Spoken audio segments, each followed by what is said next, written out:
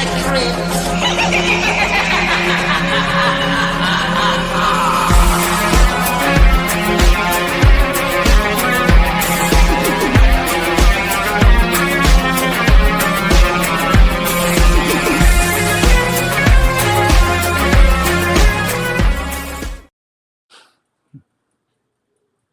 Hello, boils and ghouls. Welcome to episode 205 of Dads from the Crypt. My name is Jason. I'll be your host tonight.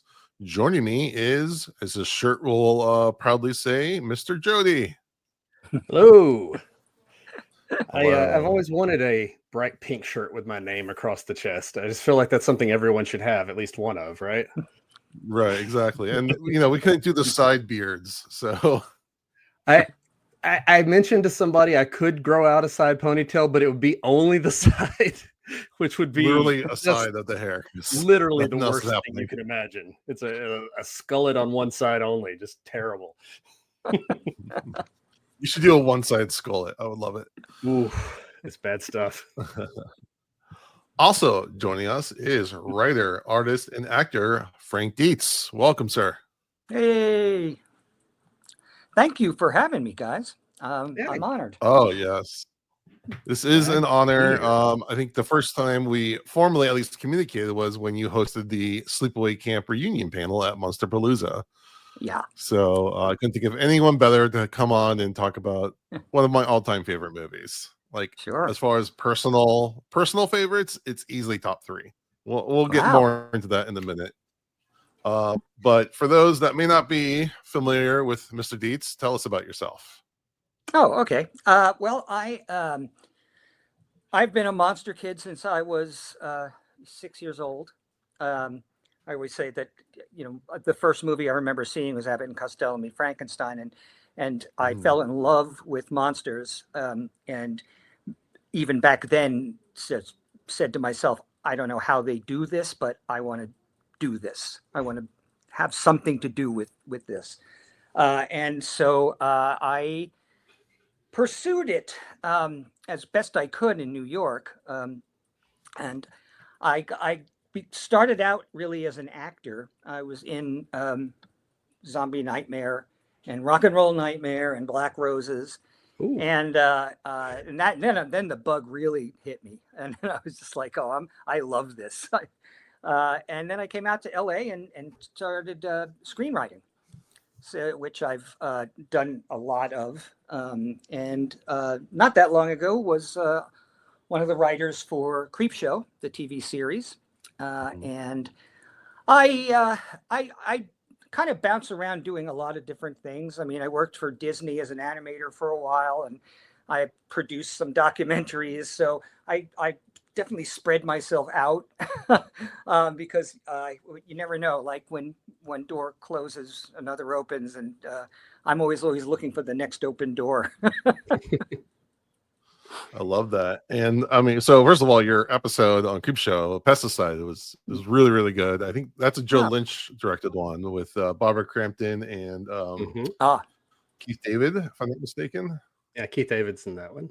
Yeah, Keith David is in Pesticide with Josh. I'm forgetting his name now, but Eugene from The Walking Dead, and Ashley Lawrence from Right, yeah. I forget she's in that. Yeah, one. that was like a dream cast, by the way. Yeah. Like I was really happy about that. All right, and then you also have your own show that you are now have on YouTube, right? Yeah, I have a. So tell us about that. Kind of a new YouTube channel that I started back. I don't know in. I think around April or so, and it is called. I named it This Monstrous Life, and was just hoping that I wouldn't get a cease and desist from Ira Glass of This American Life. And so far so good. So and on that channel, I feel like I've been working in the industry for such a long time, and I'm at the point now where I was just like, well, what do I want to do next? And I kind of looked at it from the point of view of like a guy who's in sports who isn't doing it anymore. So what does he do? He does color commentary. So basically that's what my channel is. So it's just me, and I will have guests on from time to time, but so far it's just been me, and I just pick a movie and I'll start talking about it and especially what I love about it, because I always try to find the good in movies. I don't like to be just critical of them unless they really deserve it. Yeah. But I'm not one to talk. Some of my movies aren't that good. So, but yeah, so it's kind of new, but it's on YouTube. This Monstrous Life. Awesome. We've got the same philosophy right there, because anyone can criticize a movie and tear something down. I like to find the fun in it. There's something good in every movie, I think. Yeah, absolutely. Yeah. My theory is, my theory is that there's, for everything that's ever been made, movie, song, whatever, there's someone somewhere in the world that's their favorite thing in the world. Yeah. The rule of large numbers says everything has to be loved by somebody. First of all, the thing of it is that if you've ever made a movie, an actual full-length movie, it's hard. It's hard work, man. And I salute anybody who's actually able to not, instead of laying on the couch watching other movies and crapping on them, that someone who actually goes out and makes a finished movie. And it doesn't matter the quality of it if you pour your heart and soul in it. And so I respect anybody who can get that done, because it's hard. Last week we talked about a movie that just came out a little while ago called Open. And it's obviously made by like an 18-year-old and a bunch of his friends, a slasher movie. Like even the adult parts are played by teenagers, and they're obviously teenagers, but they made a movie. It's an hour and a half long, and it's got some decent moments in it. That's enough. That's impressive. I'm proud of these kids. No, absolutely. You absolutely should be. Yeah. It's the opposite of, the guys that sit in their living room watching, somebody else's movie and saying, "Oh, when I make my movie, it'll be way better than this crap." Right. Well, then get up off the couch and make your movie. Put your money where your mouth is, dude. Yeah, absolutely. Because anybody can make a movie now. With these, you can make a movie. So go out there and do it, people. I like it. All right, quick housekeeping. We for those that may not know, we have a Patreon, and we have a mini reviews that we're now putting on our Patreon. We have one for weapons, and we just did one for Companion that just came out. I like them both. On our Companion is still my favorite movie of the year so far. I know Weapons is going to be up there for a lot of people. So, we're doing. I was going to say, like, I love Companion because I'm hopelessly in love with Sophie Thatcher, but but my number one for the year so far is Sinners. Yeah. I think those are the three. They're like you can kind of like shift them. It's really up to a personal taste. Yeah. Those are like and then there's guys like me that Hard Eyes is still my favorite. So you know what? I just like to have fun. I definitely liked Hard Eyes too, but I liked it because it had a sense of humor. Yeah, absolutely. Oh, yeah, very funny. Script was really good. Yeah. So that's on our Patreon at the $3 and above level. So check those out. We have plenty more coming, and so we're doing a mix of new movies, and we're going to dive into some old movies as well. So be on the lookout for that. But tonight we are talking, like I said, about one of my all-time favorite movies, and we're going to be covering. We're going to at least do the second one. I'm still trying to figure out our calendar past that, but we're doing at least the first two. Then we'll see. I got a couple things I'm working on, but we're talking Sleepaway Camp, 1983, November 13th. Jody, give us the plot synopsis. All right. There's a lot that happens in this movie, by the way. And let's just go ahead and start right here. It's really hard to talk about this movie without spoiling things. It's just near impossible. So I'm just going to go ahead and give a spoiler warning from the get-go. Yeah. That I may reveal the very end scene of the movie, like in the first 3 sentences. It could happen. I'll try not to, but it could happen. But this movie definitely has a twist that, I don't think it hits as hard now per se, but definitely when it came out, and even when I saw it in the 90s, was like, whoa. I especially the way it's presented. Shocking endings in slashers, probably. I think that the success of this movie relies entirely on an ending that nobody sees coming. I mean, it's a stroke of genius, is what it is. I know it's definitely the thing that catches you. And then, of course, I've watched this, 15 times, 20 times since then, and there's a lot I love about it. But that's the thing. It's notorious for its ending, but I think it's the reason why it's stuck as a fan favorite is everything else around it. And we'll get to it. Let's, Jody. Yeah. As I go into synopsis, I just wanted to go ahead. And, there's a pretty good chance that, like, literally talking about the first scene, I might spoil the ending.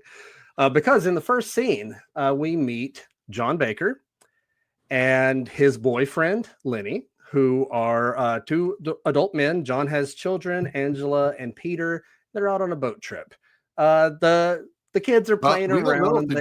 Hold on. Do we know if the girl's name is actually Angela? I think Aunt Martha gives her that name. Well, Aunt Martha, yeah, that does happen. But I feel like it's Angela. I could be wrong. I mean, the movie definitely wants you to think it's Angela. Yeah. The movie definitely wants you to think it's Angela because that's part of the whole twist thing. All right. So anyway, the kids are playing and they knock the boat over and their dad, John, is swimming around with them. They're having a good time. But there's also some teenagers, and teenagers are stupid. That's just kind of a facet of being a teenager, is being kind of stupid.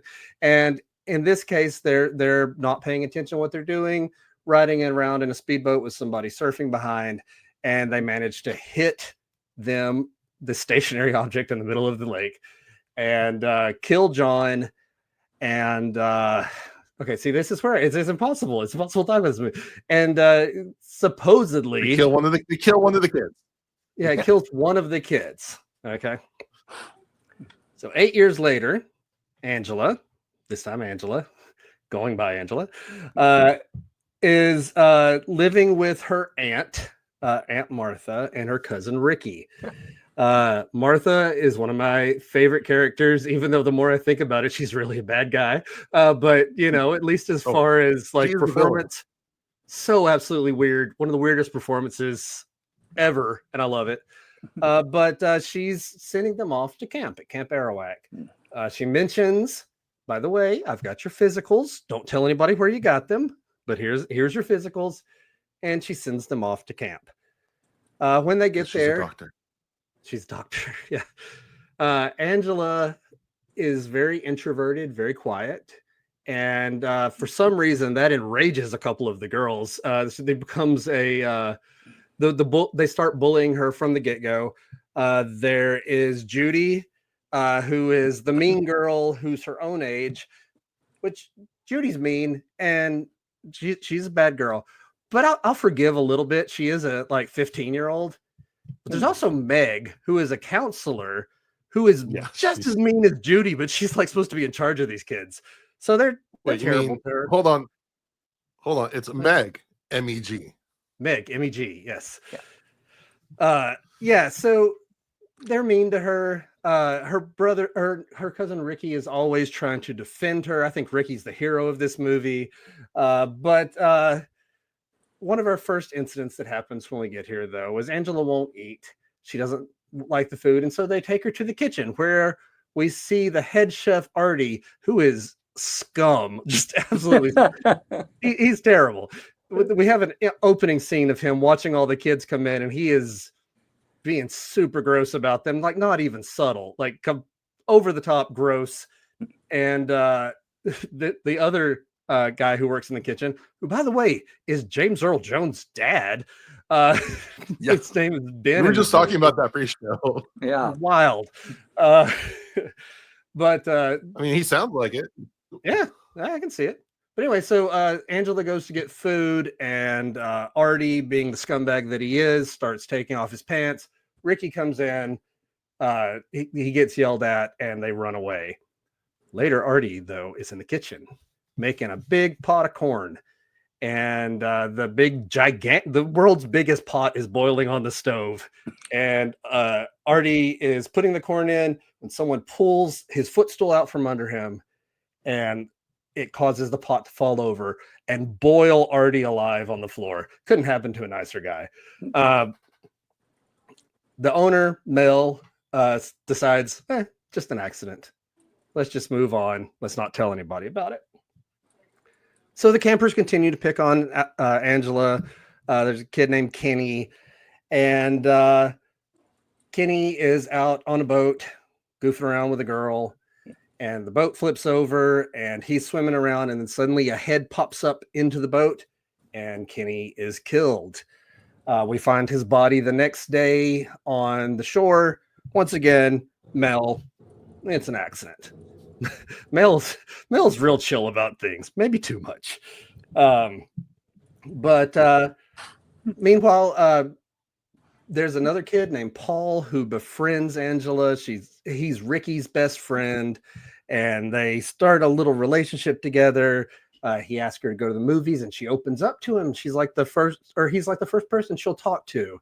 She smiles when he comes around instead of the blank death stare that she has for everybody else. So Paul gives her a kiss, and later there's kids throwing water balloons at Angela, and one of the head kid is killed in a bathroom when a beehive is dropped in there. Prior to that, though, they play baseball wearing the greatest outfits of the 80s, men whose shirt are only 6 inches long and have no sleeves on them. One of the adult counselor guys, he's just walking around with his entire package on display, with his shorts that are half an inch long. There's a lot of short clothes on men in this movie. So he's killed. Angela and Paul's relationships get strained because while she and Paul start kissing again, Angela flashes back to a memory of her father and of the man who was with him at the beginning of the movie in bed together, and the kids are giggling and they're kind of trying to do what they saw happen, and Angela freaks out. And so Judy, being the mean girl that she is, decides she wants Paul just because Angela has him. And so she kisses Paul, makes sure Angela catches them. Paul tries to explain, but Judy and Meg then throw her into the water, which, her family was killed in the water, so she's very scared of the water. And then some kids throw sand at Angela. Everyone's just mean to her. And Ricky comes out swearing revenge on everybody, literally swearing, because these kids cuss a ton, and it's great. Meg sets up a date with the owner of the camp. Meg is 19. The owner is, I don't know, in his 60s at the very least. I don't know what's in this for Meg, but maybe he's rich. I don't know. But while Meg is getting ready, maybe she's the older guy. Hey, maybe. There's a big gap there, though. Meg gets stabbed in the back and dies. During a camp social, Paul apologizes, and she says to come meet her to Angela, and Angela says to come meet her by the water. Mel discovers Meg's body. This time he can't call it an accident because there's a knife wound in the back. And the kids who threw sand at Angela are like 6-year-olds brutally murdered in sleeping bags, all chopped up. And then Judy is in her room, and someone comes into the room, and we see them in silhouette. And this is where 4K and HD really kind of fail us, because you can see faces when you're not supposed to. But someone comes in the room and murders her by taking a hot curling iron and shoving it up inside her. Just real brutal stuff. Judy's mean, but that's rough. So the camp's freaking out. Everyone's leaving. Mel's panicking because they said this is going to ruin him. He believes Ricky is the killer because Ricky freaked out a couple times. And so Mel beats him unconscious and then runs in the woods. And when he runs in the woods, he finds the real killer. He recognizes the real killer and then gets shot in the neck with an arrow. And if you've never taken the time to go watch that scene in slow motion, that arrow is so cool. It's seamless, that effect, that arrow going in. So people start looking out for missing counselors. Everything's fallen to pieces here. And Paul is at the beach with Angela. And Angela says, why don't we go for a swim? about the time that Ricky is found alive but unconscious. And so Ronnie and Susie, two of the older counselors, come to the beach and they find Angela sitting naked and humming and clutching a hunting knife and Paul's head, which she has chopped off. At this point, Angela stands up and we see through her nudity that she is not actually Angela. When the accident happened and Peter was taken to Aunt Martha's house, the girl was killed, the dad was killed, Peter was taken to Aunt Martha's, and Martha said, I've already got a boy, I want to raise a girl. And so she raises Peter as Angela. And we find out in the end that this entire time it's been Peter. Peter is a boy.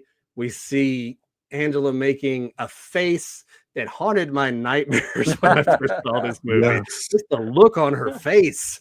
It's so good. But yeah, she's just growling and hissing as she stands there, and we see her, fully nude as a boy and not as a girl. And that's the end of our movie. Wait, no, there's the freeze frame on that creepy. Oh, yeah, on that face. On that face. Yeah. Oh, love it so much. Yes. All right, Frank. Thank you, Jody. Frank, you're our guest. You can start us off. Tell us how you came to find this movie and become friends with the cast, and et cetera, and what you think about this movie. Okay. I probably saw. I don't think I saw it in the movie theater. I think I saw it on VHS originally, because in the 80s, like VHS was your best friend, and every slasher movie made got on VHS. It didn't matter the level of quality at all, right? So Sleepaway Camp, caught me off guard actually. Then I didn't watch it for a long time, but I actually met Felissa Rose. We both were guests at a small horror convention in Modesto, California, and Felissa had just started making movies again.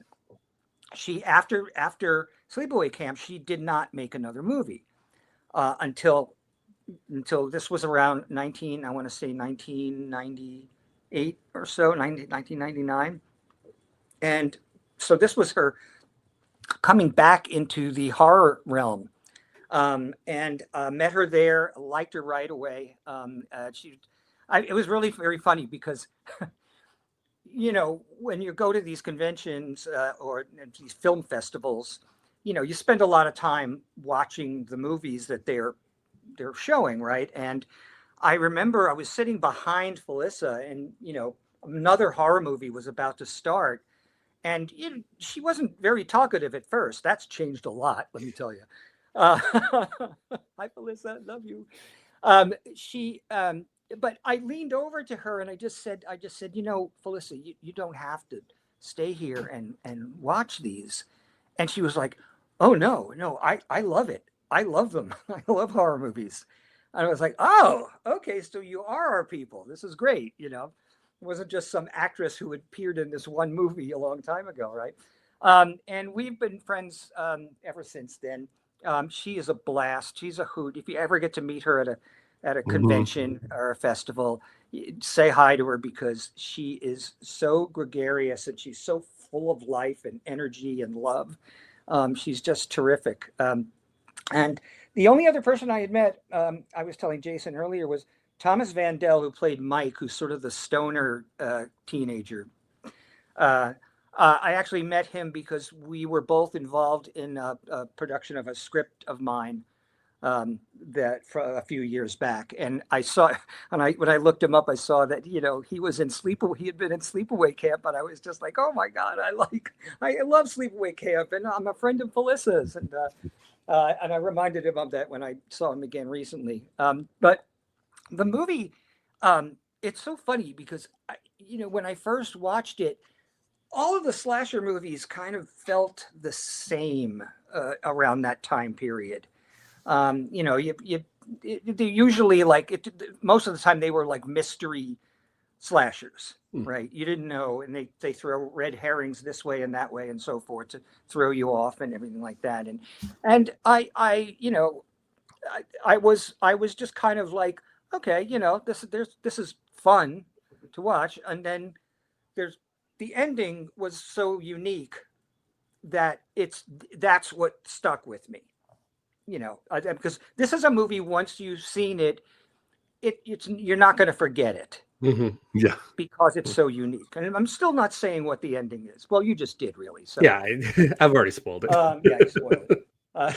Look, you know what? The movie is 40-something years old. I think it's okay at this point to spoil the ending. And it's, you know, and the movie is obviously like very famous for that ending. But yeah, I think with the internet now, most people in the horror community, if you haven't seen it, you're kind of aware of it. But you know, before that, you know, this is the movie I would show my friends, and tell them don't look up anything, just sit down and watch this, and I would just sit there the whole time, just like giggling to myself, waiting for the end to happen and to see their reaction. Yeah, it would be really fun to be able to watch it, you know, as if you were watching it for the first time again. Yes. You know, I've always said that just in movies, like I would love to see Planet of the Apes for the first time again without knowing the ending. You know, because it was like that movie Eternal Sunshine, where they can erase specific things from your memory. I'm like, I would love that, but for movies, so I can like watch it for the first time. Just to rewatch them. Like I want to watch Fight Club again. And then, so last year was the 40th anniversary of Sleepaway Camp. Or was it 2 years ago now? I guess it's 2 years now. I guess. Oh God. Yeah, and I was very honored. I was asked to moderate a panel of 5 of the original actors, most of the like bleeds, basically, and I've done a lot of moderating of panels over the years, and I always like to throw something unusual at the audience. So I'll move on in a second. But one of the things that I did was I had heard that Felissa, when she was auditioning, you know, back, she was only, I'm not sure how old she was. She was like 13. 13? Yeah. That her audition, the writer director had her eat a candy bar while just staring straight ahead, right? When keeping her face like completely deadpan. And so I asked her if that was true in front of this whole audience, and she said yes. And they said, well, who would like to see what that looked like? I had a candy bar. I remember that. And I opened it up and had her recreate her audition for the movie. And she's such a good sport. She, of course, you know, she loved it. She thought it was so much fun to do. But yeah, that's my history really with Sleepaway Camp, and being you know, a horror movie fanatic my whole life. So yeah, it's a fun movie. All right, Jody, I'm gonna jump over you for a second because you just yeah. You can't hold it in any longer. On that one. So like, no, okay. So my horror awakening, at least for modern horror and slashers and stuff, was Scream when it came out, because I was you know, like 16 or something like that. That was the movie that like really opened the floodgates. I watched, you know, Abbott and Costello, Frankenstein, all the classics and Godzilla's, but that was the movie that made me like love horror, especially modern horror, you know, newer horror from 80s and up. And I would go to the video store and I would just like, you know, pick out movies. I started going through all the movies they referenced in Scream. So I had like, it was like a Rosetta Stone. So I would like go through and try to watch everything. And then, you know, after that I would search out other stuff. And I remember seeing the case cover for Sleepaway Camp. And I still think it's one of the best VHS covers of all time. For those that can't, if you're watching YouTube, you were looking at it, but it's got the knife with the Adidas shoe and the leather. And I was also a kid that went to camp. So like, you know, all these, I was very intrigued by camp horror. And one night I was in high school and I was doing a program that was called like Health Occupation Something of America, Students of America. And I was going to do a ride along in an ambulance. And for some reason I got lost and I couldn't figure out where it was. So this is before cell phones. So remember, I had to stop at a payphone next to a Burger King to call my dad. Oh no, sorry, I stopped at a Burger King to get a bite to eat, and I locked up my keys in the car. So I had to use a payphone to call my dad. It was like, you ever have one of those nights where nothing at all works? And you're just in a really crappy mood and just pissed off.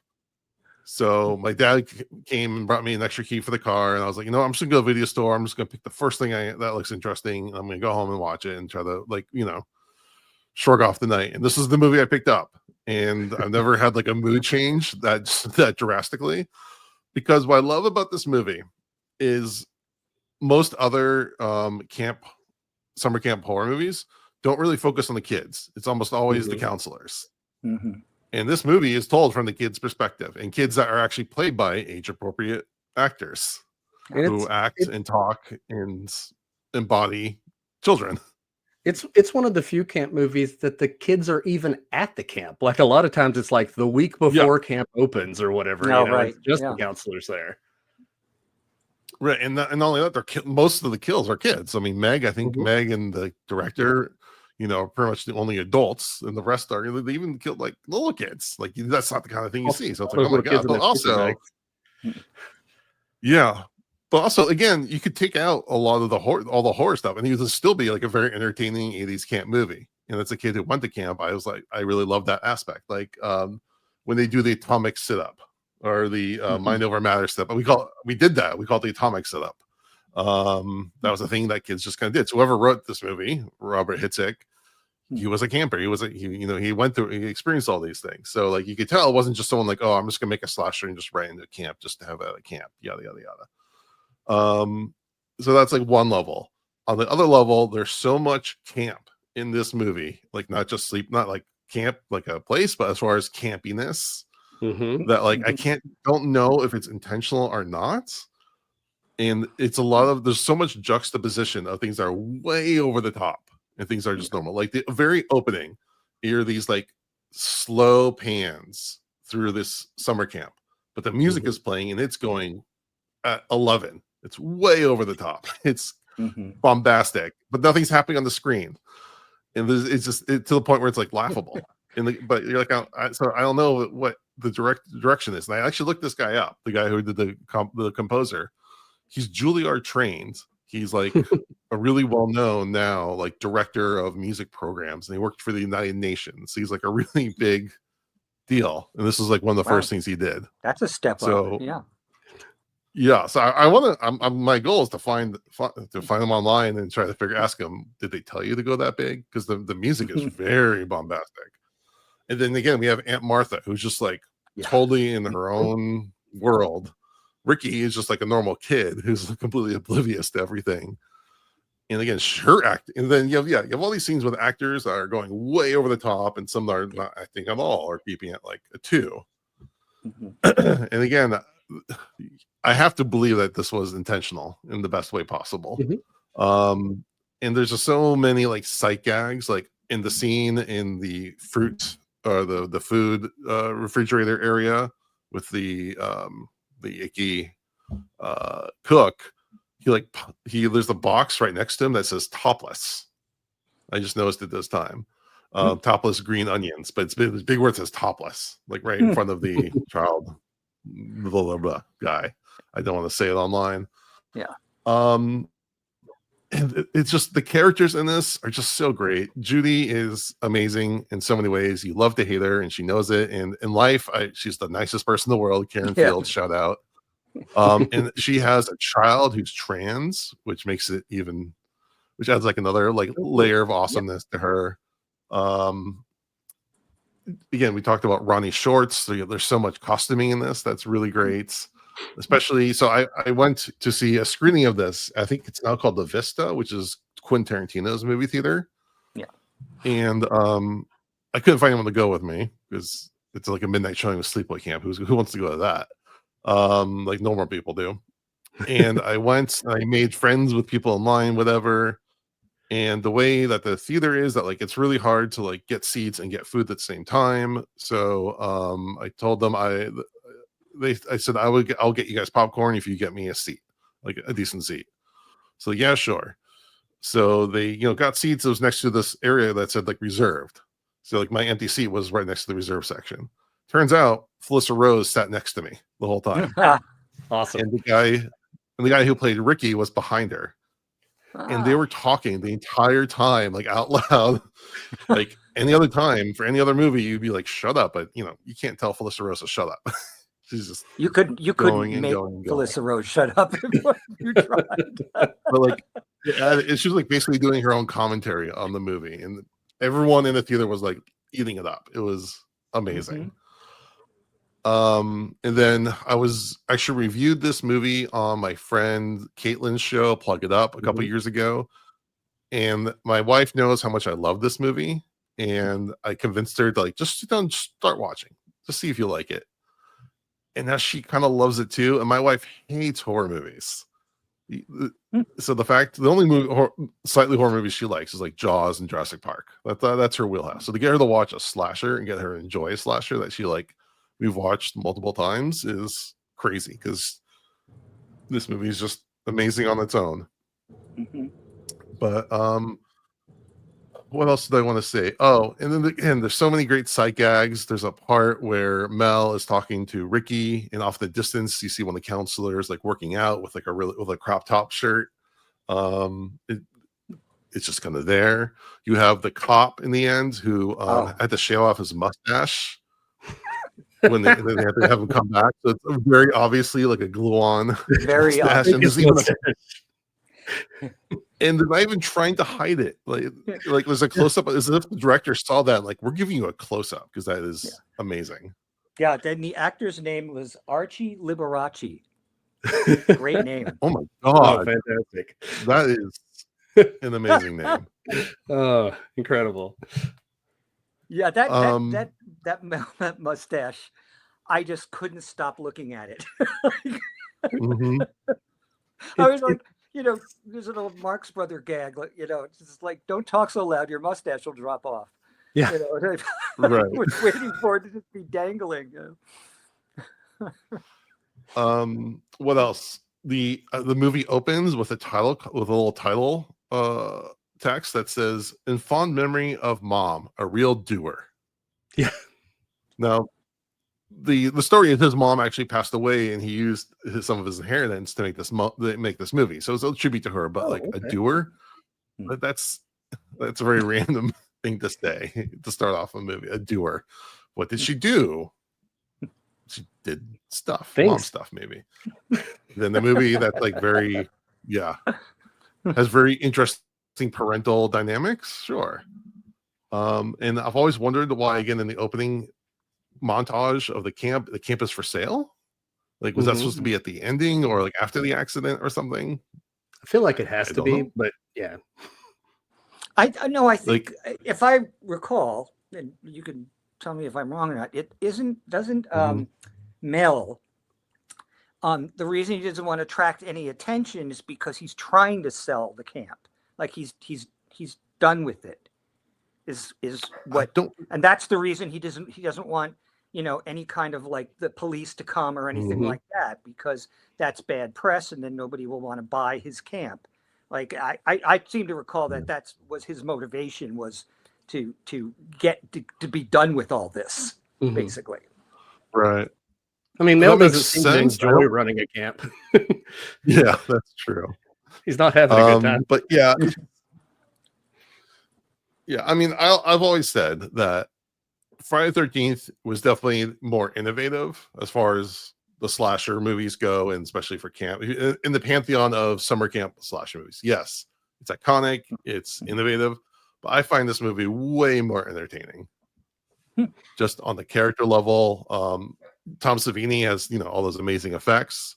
This has some very good effects too, and just some nasty ones. Like, they feel more personal. And in Friday the 13th, it's all just like, we're just going to kill these random counselors, just kill them because they're there. I mean, we have like, in her head, she thinks they're, didn't save her son. But in this movie, it's like a really personal, and it's just much more satisfying in that way, because we know that.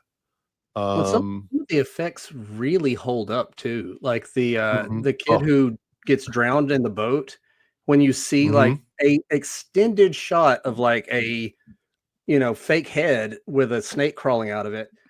It doesn't look fake in 1080p. Like, it actually still looks good. And fake heads look bad in a lot of movies. Like, it's hard to pull that off and actually get a likeness. But it's they said that they found the snake on the location. Yeah. And and decided to give him a cameo, I guess. That's awesome.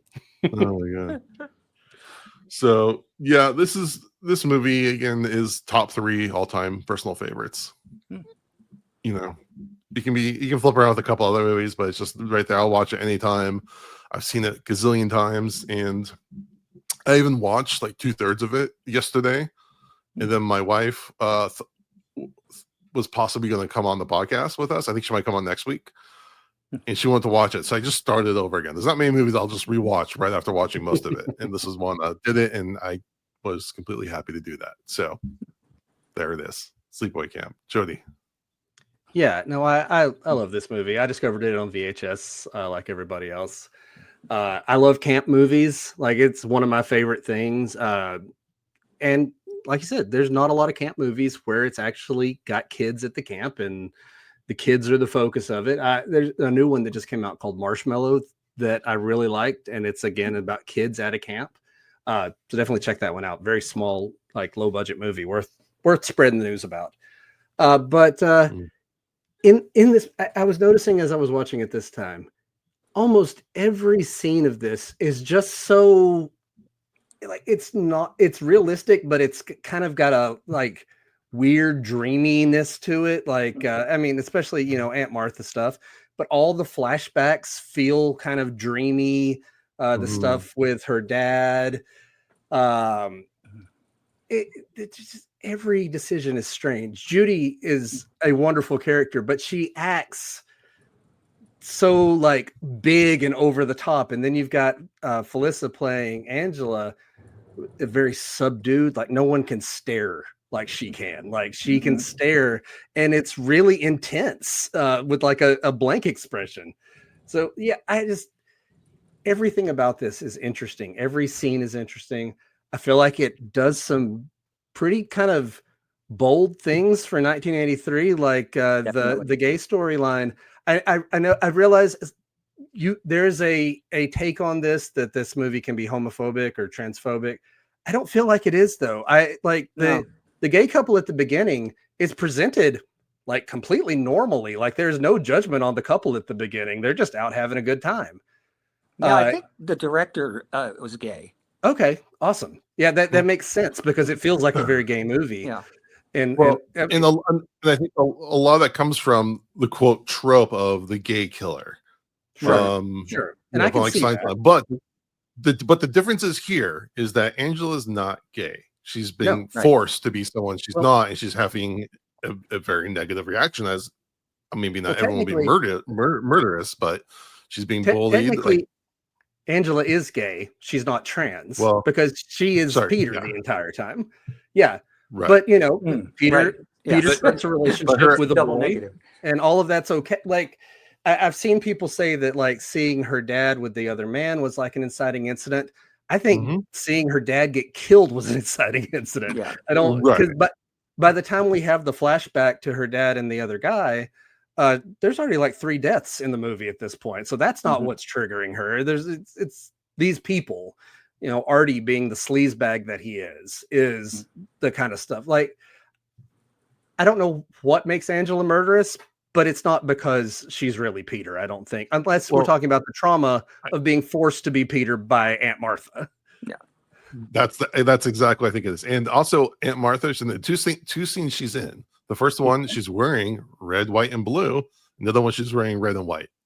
So I think if you want to, depending on how far you want to go with it, she's obviously a little not well mentally, and she's also kind of the American normality being forced on to someone to be someone that they're not. And I think it's really Aunt Martha is the villain of the story. Sure. I believe so.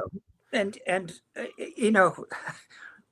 because I didn't remember Aunt Martha from when I'd seen it originally, right? I was sitting there watching it, and I felt like did I just change to a different movie? Like it is so starkly different from most of the rest of the film. And, her with the string around her finger where she's just like, oh, what was that? Oh, and she's sort of drifting off. And I guess that's supposed to, be able to justify why she would, force her adopted kid to be another, gender.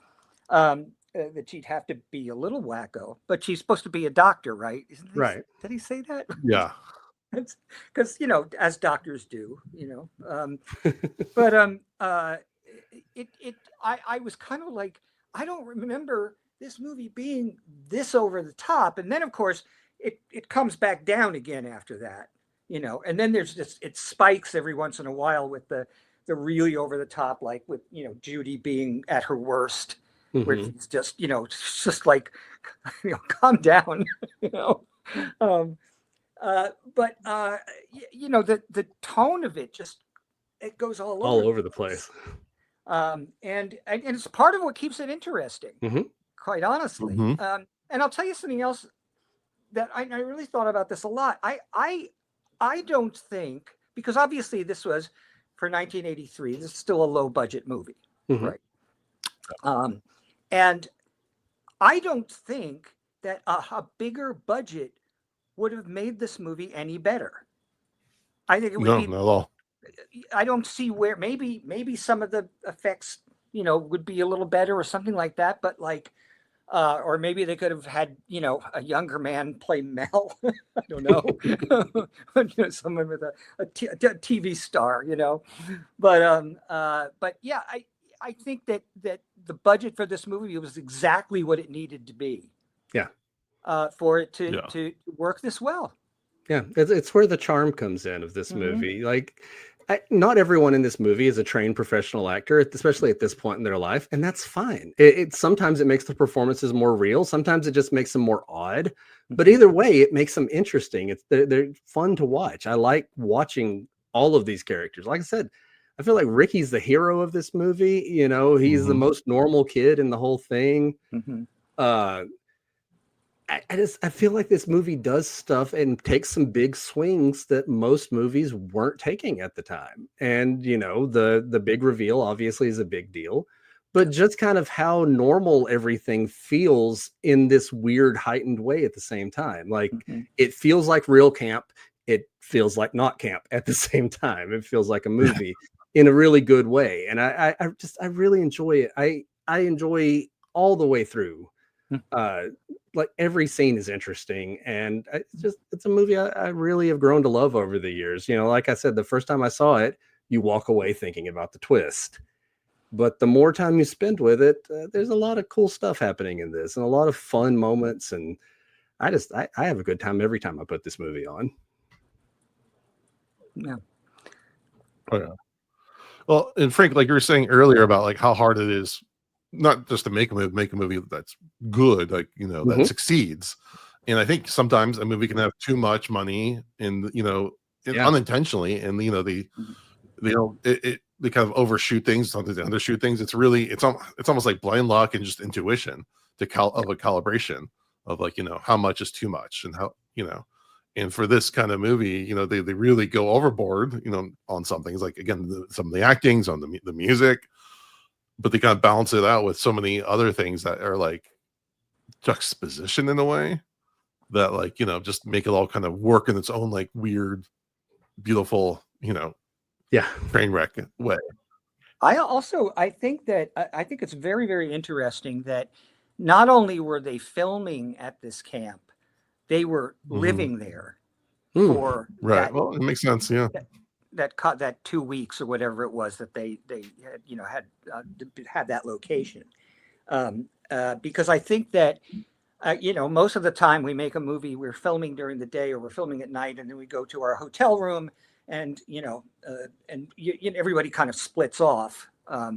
And these guys were like literally living together while they're making this movie, and I think that creates a even more of a kind of a family unit where you get to really either really hate each other or love each other, one way or the other, Yeah. right? And we all know. Well, I mean, now, Felicity. because Yeah. these guys all still love each other. It's lovely to see when you get them all together, you know, like we were able to do at Son of Monsterpalooza. I mean, Felicity even said that, like her and Jonathan Tiersten, who plays Ricky, were like together, you know, for whatever that was for that age. That happens when you're 13, whatever that means. Yeah. So I mean, that's just even there's just so many levels on that one. And again, this is IMDb trivia, so take it with a grain of salt. But supposedly Jane Krakowski was originally cast as Judy, but when they read the death scene, she thought it was a bit too much. Oh, that's interesting. I don't remember if I knew that or not, but you know, this is around the same time that National Lampoon's Vacation came out, and Jane Krakowski is the daughter of Randy Quaid in that movie, and she's a teenager. So I mean, she's totally that would make sense. Yeah. And I would love to see alternate universe of her in that role, because I think she's an amazing actress. Yeah. And again, according to IMDb trivia, they actually did film like effects for the curling iron scene, but they deemed it too much. Again, it's IMDb, so who knows? But you didn't need it. If somebody made it now, they would probably do it. They would probably show it, because for the shock value of it. The shadows, though, it's a cool way of presenting a death that you know is too gross to show. You know, you know why they didn't show it when you see it. Well, also the little kids who get killed in the sleeping bags, like that happens off screen. You just see the aftermath of the carnage. You don't see little kids getting chopped up and anything like that, which would be problematic anyway. Part of the reason that movies like this use kids who are over 18 to play younger is because when you have a kid working as an actor on a movie set, your budget goes up. Because if they are under 18, they can only work 6 hours, and they have to have breaks. There has to be a teacher on set because they're missing school because they're filming. And it's also, the teacher is also the person who sort of just watches over to make sure the kids are okay and that, you know, nothing wrong is happening. And I think can they only work certain hours? So can they only work? I think they can only work certain hours. Yeah. Or does that not matter? Right. Yes. That's true too. Yeah. Like they don't work for a movie with a lot of night. So for a movie with a lot of night shots, you can only work, you know, you only work to like keep them to like 8 or 9 or whatever it is. So you have to move. But you know, luckily these guys, I know that, you know, when I spoke to Catherine and Karen and so forth, they were older than they were playing, and that's normal. I mean, in Black Roses, I was 27 playing 17. Right. And you know, and I get shit about it all the time to this day. but you know, but it's common practice. And I think that what's funny about this film is that the kids that even the kids who are older are really playing it pretty good. Like they're believable as, you know, teenagers as opposed to almost adults. You know what I mean? Like I said, even with Judy, like as mean as she is, I can forgive a little bit of it because she's believably 15, and 15-year-olds sometimes act like that. Like not fully a pass, but a little bit of a pass. Hopefully had she not died at camp, hopefully she would grow up and be a better person, you know. But she's convincing as a 15-year-old or 14-year-old or whatever. Well, I guess that's the thing. If the actor is the actual age that they're playing, it makes it more realistic, which, you know, makes you relate to the character more. So if it was like a 20-year-old playing a 15-year-old, you're like, no, that's really 20-year-old. 20-year-old shouldn't be acting like that. But 15-year-old, you're like, okay, 15-year-olds sometimes say really mean stuff. They do. As kids coming up throughout that age, I'm fully aware. Yeah. Yeah, been there. All right, let's move to our episode rating. And one thing I do want to shout out is that there are sequels to this movie, which are very I think they're a bit different, and we'll get more into that, but they definitely are like more intentionally comedic. And they go for a very different, they recast Angela, so they have a very different feel. So if you've seen this and you're interested and you want to know more, or you want to see what else is happening, it definitely takes a little bit of a swerve, at least as far as tone, and we'll talk more about that next week. But some people, there's definitely one of those things where you're either a Sleepaway Camp person or Sleepaway Camp 2/3 person. I'm a both. I love Sleepaway Camp too. It's a great movie, but it's a different movie. Thanks for contradicting me, Jody. Well, Pamela Springsteen, Bruce's sister, right? Yep. Takes over the role of Angela, and they kind of, as I recall, because I've only seen part 2 once, and again a long time ago when it first came out. So, but I mean, don't they sort of? They don't really deal with the whole she's a guy thing, or they find some way to it's real quickly mentioned, right? Like, oh, do you hear the story of Angela Baker? She got a sex change operation, and that's it. And then we just move on. They throw away in one line, basically. Yeah. So they really kind of they just make it much more comedic. It just goes straight into that. But also, like, the idea of seeing Sleepaway Camp as a new movie that is coming out, there's trailers and stuff like that doesn't compute for me when I was younger. Like, this doesn't seem the kind of movie that would be shown in a movie theater. This is a VHS movie.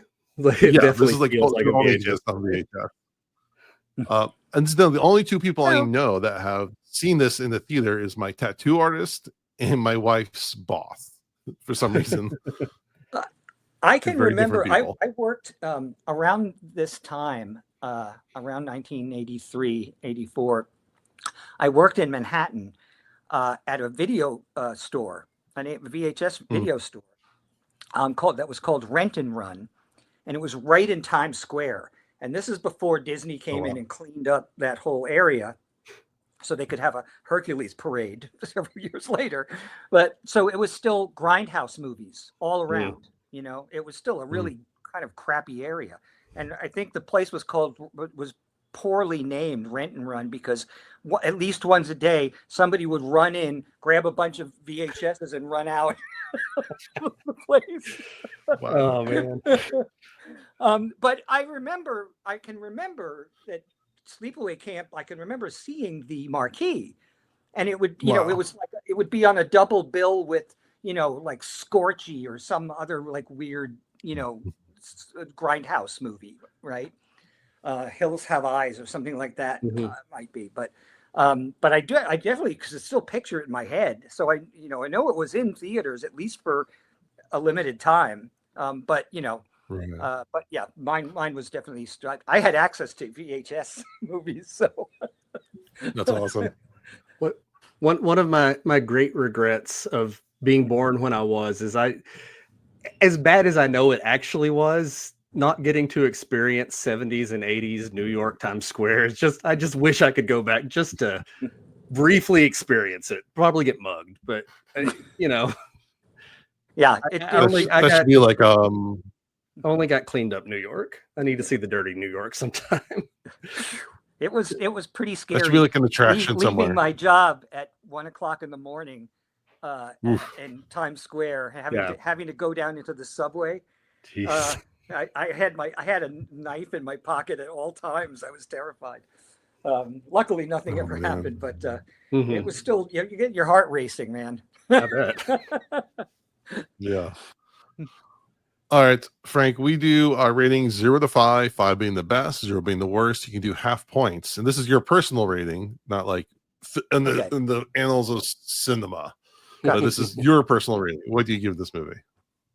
I would actually give it, and I'm looking at it from the point of view of being part of the entire sort of slasher genre or subgenre, really is what it is, Sure. right? So within that scope, I'd give Sleepaway Camp a 3.5. Okay. Yeah, Jody. I can expand on that if you want, but just because what I really think is that I should point out that most slasher movies would be below that. Sure. For me. Okay. So, but the thing is that like, what if it didn't have that ending? I just don't feel like it would have the following that it has now. I think that's that look on Felissa's face that everybody remembers, that scary face, is what sticks with you. And I'm not saying this to diss the movie at all, because we've talked about like a lot of the great things about it, but I think that's where I would put it. While I would put, like, Terror Train at a 2. You know what I mean? Like, so 3.5 for me is really good. Well, again, if you're grading on a curve, and if Sleepaway Camp is at the head of the curve, that would make it, Exactly. Yeah. So my 3.5 might be your 5. Yeah. Well, it is. Yeah, I figured. All right. So the first time I watched this, where the ending was the biggest impact, I would have given it probably my enjoyment level probably around a 4. But just the more time I've spent with it, and all the weird performances and the things I notice each time, like this time I really noticed the New York accents. I don't know why, for some reason they are so heavy and thick in there. And 4.5 for me. I really, every time I watch this, I'm having a good time. I'm enjoying myself. So makes me happy. It's fun. It's really fun. It's really fun. It's kind of like that movie I was in, Rock and Roll Nightmare. Yeah. That has, like, there are parts of it that are just ridiculous. I mean, it's laughable in scenes, not intentionally even, but it is a fun watch. Yeah, absolutely. It is, you can't help but enjoy it. And like Sleepaway Camp has an ending that takes people completely off guard, and they always go, "Can you believe the ending of that movie?" So yeah, I put it in the same category. I put those two in the same category in a lot of ways. I'm going like a 2, maybe. Yeah, no, it's a 5. Like, yeah, totally fair. There's sometimes you see a movie, and as you watch it, you're not just watching it, you're absorbing it. It becomes part of your being, and that's how I feel about Sleepaway Camp. Again, the ending is definitely the thing it's notorious for, but I think it's just, it's just so entertaining, and so there's so many great characters and so many great bits. It's just, I'm never bored watching it. I can watch it over and over again. It's just my movie. And there's just so many things that stick with you through this movie. I posted a picture of myself with this shirt on earlier. Literally, it's just a hot pink shirt that says Jody on it in a pretty generic font, and everybody knew exactly what that picture was supposed to be. Sure. Yeah. Judy has a shirt with her name on it, and I've never forgotten that shirt. I'm just remembering too is the boiling water makeup on the sleazy guy. It's pretty good. It's like the prosthetics that they put on here, where he's like blistering. And bubbling, like I remember like being really impressed with that. And also a funny little bit of trivia. So the guy who, I don't remember the character's name, but the one who goes to the bathroom and the bee's nest gets dropped into the bathroom, right? And there's just this one shot of him lying on the ground with with bees all over him. And that's actually not that actor. It's actually Tom Vandell, who played Mike, because the other guy was too afraid to do it. So Tom Vandell actually volunteered to have the mask put on him and the bees. I was going to say, so is that why it's such a thorough covering of bees? Because you can't see the face. Well, it's also, I mean, I just figured it was a prosthetic mask under there too, because Okay, I was gonna say, I always figured it was a prosthetic, like just a fake head. No, but that makes sense. Said it's him that's lying there. Cool. Yeah. Damn. What we do for our art, right? Oh, it's good enough for Candyman then. That's right. I know. All right, let's take a quick. One more thing about how when you watch something again later on, and then you maybe watch it a few more times, it can go one of two ways. Sometimes it's a movie that you loved when you saw when you were a kid. You go to revisit it at your own peril because it may not be like, terrifying, like Scream, Blackula's Scream was not the horrifying movie I remembered it being when I was a kid. But I just did a whole, on my YouTube channel, I just did a whole 15-minute video about the movie The Scars of Dracula, the Hammer movie, Christopher Lee Hammer movie, and which is something I saw at a drive-in when I was like 11 or something like that, right? And for years, there was a lot of people like talking about how it's not that good, and then I go and watch it again, and now I'm seeing it through like new eyes, and I'm going, wow, I really, really like this movie. Like, I think there's a lot to like about this movie, and when I go blah blah blah blah on and on and on about it, but I get what you're saying though, that things can grow on you when you notice new things, and there are pieces of it that suddenly stand out that you maybe wouldn't have noticed when you were younger, right? Yeah. So I get that for sure. All right, let's take a quick break to do a shout out. Hey there, it's Greg Nicotero, and you are listening to Dance from the Crypt. Woo, my buddy. Yeah, he's I love guy. Greg. He has a new show coming out too. So it's some sort of reality horror mix. I'm very curious. It looks really cool.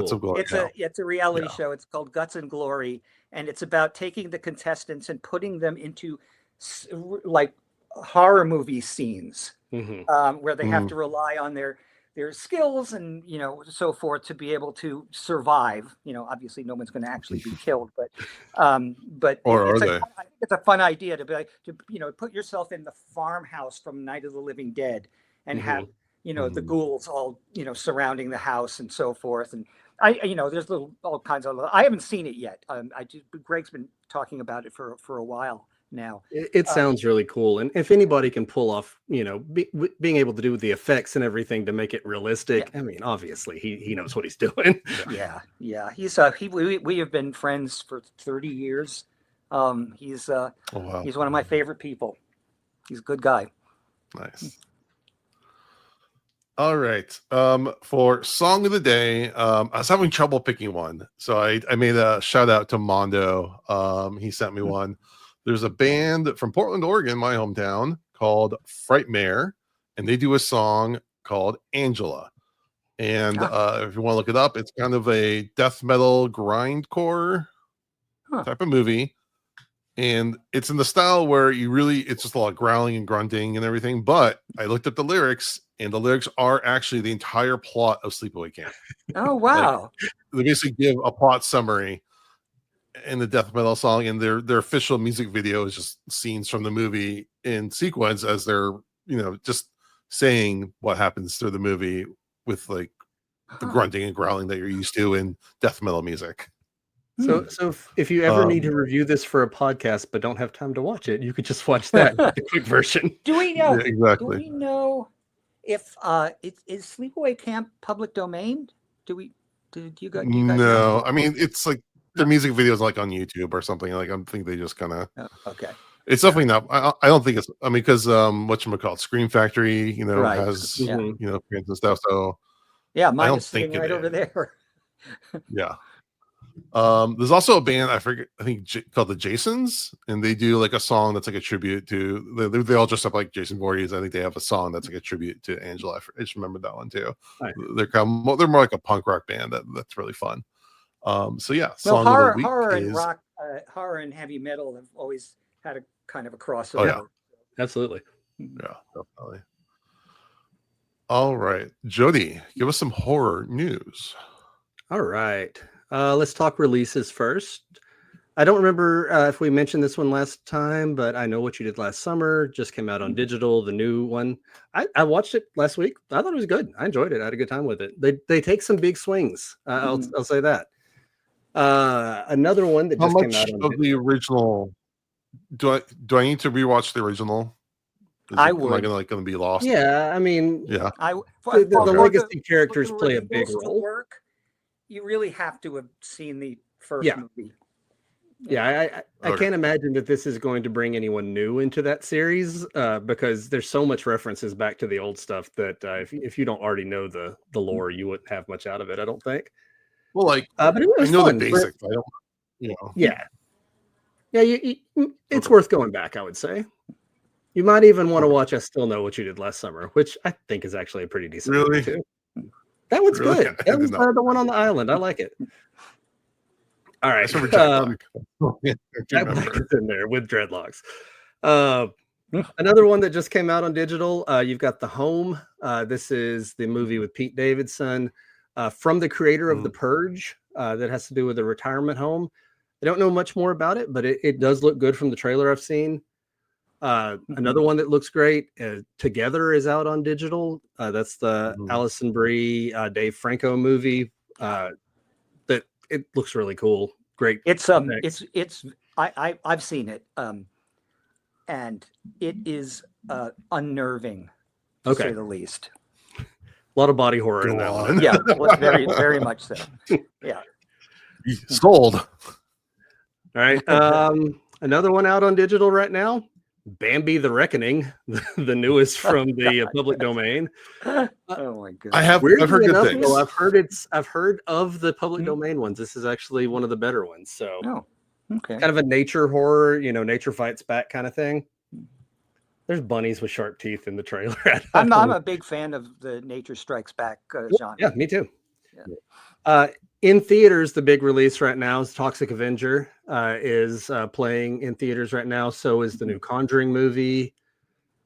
But there's a lot of stuff happening. We're getting into spooky season, so I can throw something in there, and as I said at the top of the cast, I don't really like to diss a movie unless it really, really deserves it.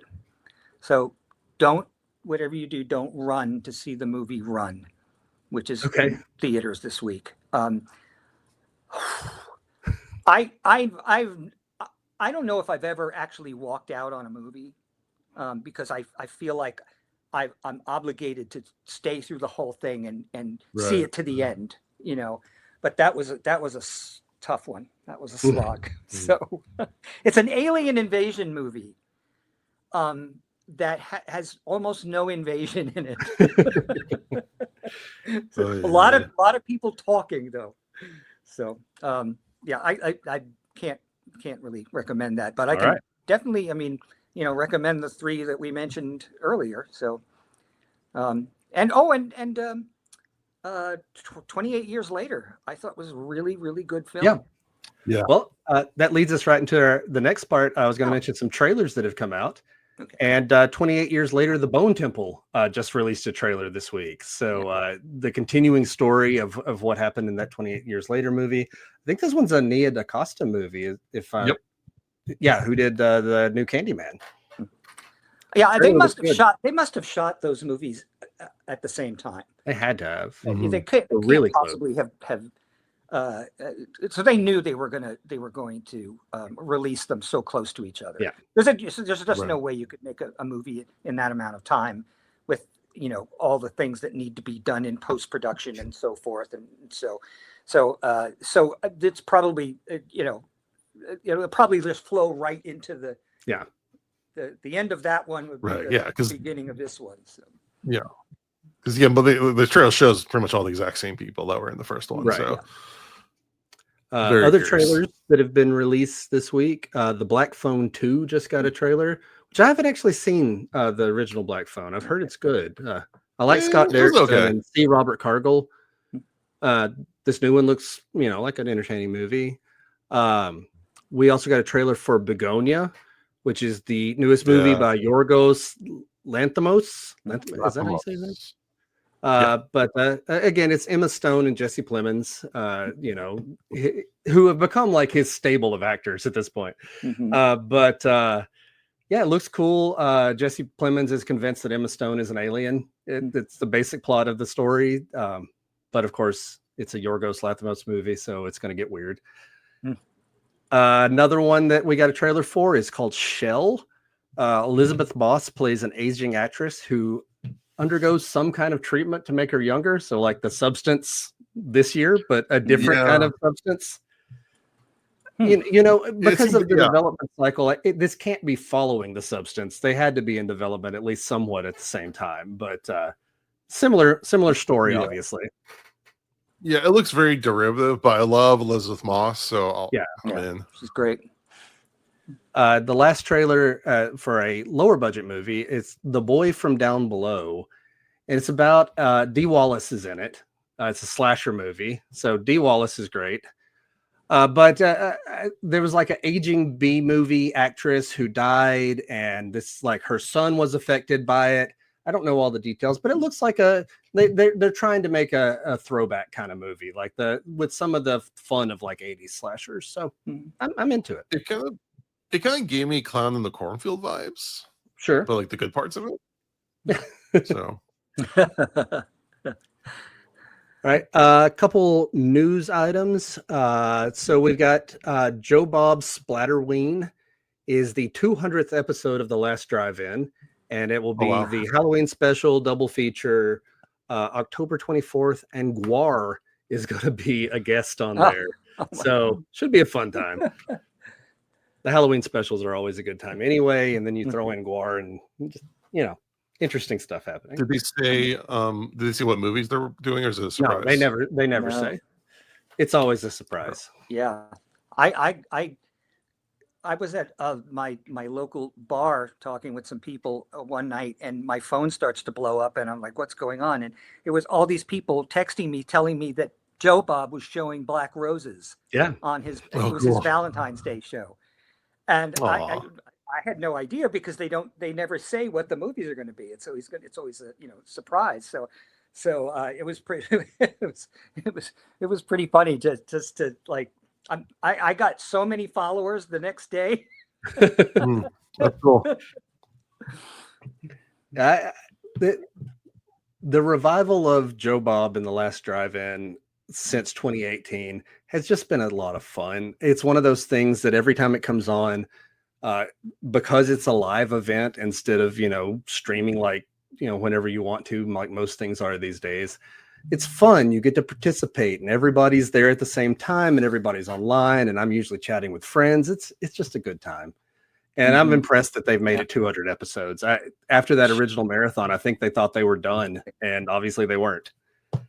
Wait, is it 200 including his original, or 200 since 2018? So it's 2018. Wow, that's really impressive. It's been 200 since the marathon that started The Last Drive-In. Like the Monster Vision stuff was a whole different thing back in the 90s. Yeah. 80s. Okay. What's that? 80s even. Yeah, as I recall. Yeah, all the way back with Joe Bob at the Movies on TCM. So he's been doing this a long time.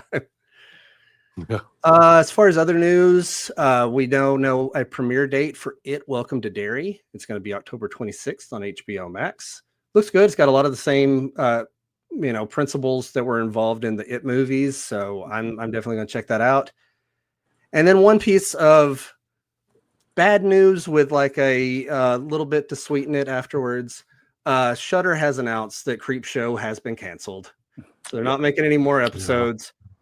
But to make us feel better, they're releasing a Blu-ray box set that has all the episodes with a bunch of special features that will come out on November 11th. So I really enjoy that series. I'm sad to see it go, but it did have a good run. That way. Yeah. There's some great episodes of that show. I really, some of them I really like. Yeah. I'm very proud of it. So if you want more about Creep Show, we've covered at least the first 3 seasons. So I think the first 3, including the specials and the specials, which I absolutely love. That Christmas special is one of my favorite Christmas horror things ever. So go. And the animated ones are really good. So But get that box set. Should be nice. And I'm sure there's a ton of behind the scenes stuff to find out in that one too. Cool. But yeah, that's all. That's what I got. All right. Thank you, Jody. All right. Before we wrap up, Frank, since you're our guest, you get to do the honors of giving us some advice. We're dads, and so a lot of times it's, you know, dads passing on advice to their kids, but it could be anything. Advice to anybody. Well, you know, it's so funny. I mean, I like to say that I have two daughters. They're both adults now, but I like to joke and say that they were breastfed on Abbott and Costello Meet Frankenstein. So they were exposed to not horrible horror, but to, you know, to classic horror and so forth at a pretty young age. I mean, I wouldn't show them something that would, you know, psychologically damage them too early. But I love that my kids now are still love this stuff, still appreciate, you know, a good horror movie. In fact, we watched, oh my God, have you guys seen this movie from, I think it's from Spain. It's called When Evil Lurks. Yes. Oh man. Oh man, that movie's so good. Look, they made it through that whole thing, and that's a rough movie. Yeah. And it's really good. In fact, Nicotero's the one who turned me on to it, told me I should check it out.